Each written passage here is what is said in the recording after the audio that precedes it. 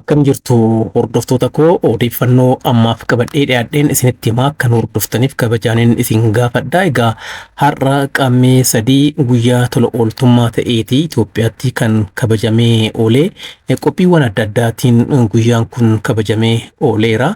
Muummichi ministeeraa Dr. Abiy Ahmadis dargaggoota hojii tola ooltummaa irratti hirmaataniif ergaa dabarsaniiru.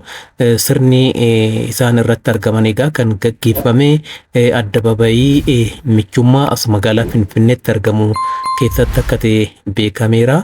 Muummichi ministeeraa dargaggootaaf ergaa dabarsaniin tola ooltummaan yoomiyyuu waan dhumuu miti bilisaan kan kennamudha jedhaniiru. Egaa gara fuulduraattis hojii tola ooltummaa irratti xiyyeeffachuudhaan socho'uun akka barbaachisudha ergaa isaaniitiin kan dhaamanii. Egaa ergaa isaanii kanarratti Itoophiyaan hin mo'amtu, Itoophiyaa badhaadhumtee dhaloota itti aanuuf dabarsinee ni kennina. Tola ooltummaa sababa hammeenya namoota tokko tokkootiin hin dhiisnu, amala keenyas hin jijjiirrannu jedhaniiru. Itoophiyaadhaaf ammoo nagaa badhaadhinaa fi tokkummaa hawwina jedhani muummichi ministeeraa Dr. Abiy Ahmad. Egaa dachee kanarratti humni nu dhaabuu danda'u gonkumaa hin jiru jechuudhaanis ergaa isaanii dabarsaniiru. Egaa waltajjii Addabaabayii Michummaatti gaggeeffame kanarratti. Kuni kanuma nuti jiru Dr. Abiy guyyaa tola ooltummaa kana sababeeffachuudhaan egaa maaddii qoodaniiru. Ijoollee waajjirri muummicha ministeeraa guddisaanii jiruu fi akkasumas hojjettoota mindaa gadaanaa qaban kan lakkoofsaan 250 ga'anii fi akkaataa kanaan waan ayyaana waggaa jechuun jijjiirama bara haaraa ittiin simatanii waan ayyaana ittiin oolan qoodaniiru. Sirni maaddii qooduu kun egaa naannoo Amaaraa magaalaa Baardaarittis haaluma wal fakkaatuun gaggeeffameera. Pireezidaantiin naannichaa obbo Araggaa Kabbadaa namoota rakkoo diinagdee qabaniif maaddii qoodaniiru.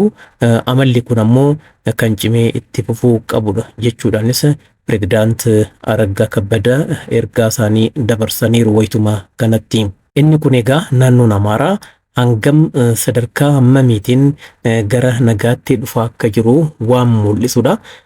Lammiiwwan rakkoo diinagdee qabaniif haala kanaan itti qophaa'amee qaamota adda addaa hirmaachisuudhaan maaddii qooduu danda'uun naannoon Amaaraa nageenya waaraa argachaa akka jiru kan mul'isudha. Odeeffannoo birootiin walitti dhufeenyi akkasumas tumsi loltummaa Itoophiyaa fi Afrikaa Kibbaa kan cimee itti fufuu akka ta'e Fiild Maarshaal Biraanuu Juulaa himaniiru.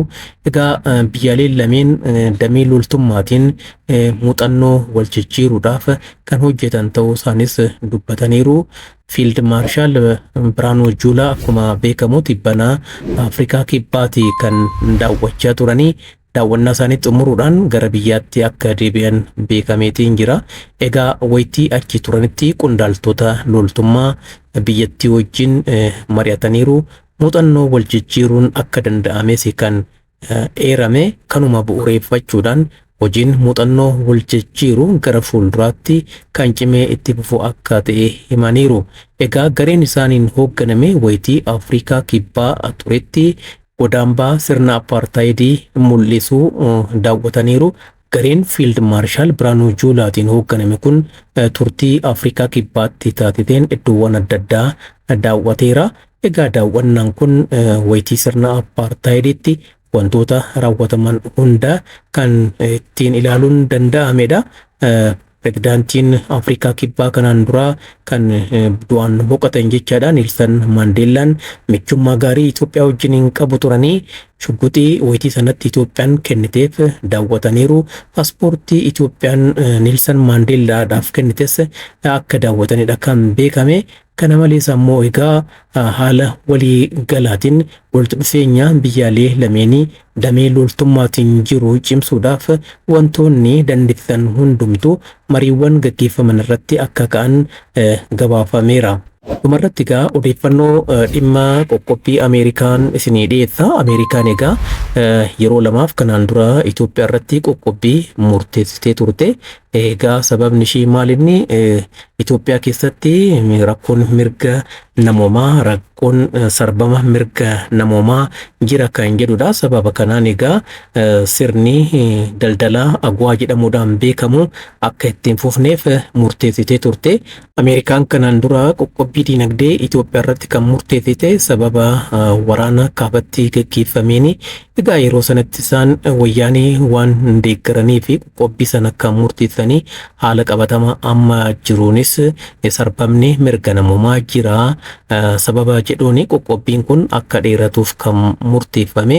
Dhimma qoqqobbii kana wajjin wal qabatee egaa diinonni Itoophiyaa gammachuu isaanii ibsaa jiru. Keessumattuu finxaaleeyyiin biyya alaa jiran gammadaniiru. Maaliif dhiibbaan Ameerikaan Itoophiyaa irratti taasiftu nuuf bu'aa argamsiisuu danda'a jedhanii waan yaadanii fi garummoo kun gonkumaa waan ta'uu hin dandeenye akka ta'e beekamaadha.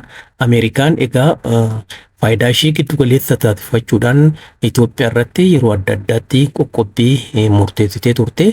Ammas qoqqobbii kana kan murteessite fedhii ishii yookaan ammoo faayidaa ishii eegsifachuuf akka ta'e ni beekama. Tarimmoo haala qabatamaa jiruunis wanti shakkamu gareewwan finxaaleeyyii socho'aa jiran kanaaf deeggarsa taasisuun isaanii akkan oolleef himamaatiin jira. Tarii qoqqobbiin ammaa kunis sababni isa kana ta'uu danda'a jedhameeti kan yaadamu. Hundumaafuu Itoophiyaan qoqqobbii Ameerikaan murteessite kanaaf kan hin jilbeeffanne ta'uun ishee ni beekama. Muummichi ministeeraas egaa yeroo adda addaatti humnoota alaatiif hin jilbeenfannu tokkummaa keenya jabeessinee yoo hojjenne Itoophiyaa jijjiiruu ni dandeenya, badhaadhina ni mirkaneessina jechuudhaan dhaamsa kan dabarsaa turanii waltajjii guyyaa tola ooltummaa sababeeffachuudhaan gaggeeffame irrattis haasawaa dargaggootaaf dhageessisaniin kanuma kan mirkaneessanii humni nu dhaabuu danda'u gonkumaa hin jiru jedhaniiru. Dhugaan qabatamaan isa kanadha. Hordoftoota koo waan hordoftaniif baay'een isin galatoomfadha. Fayyaa ta'aa, nagaatti.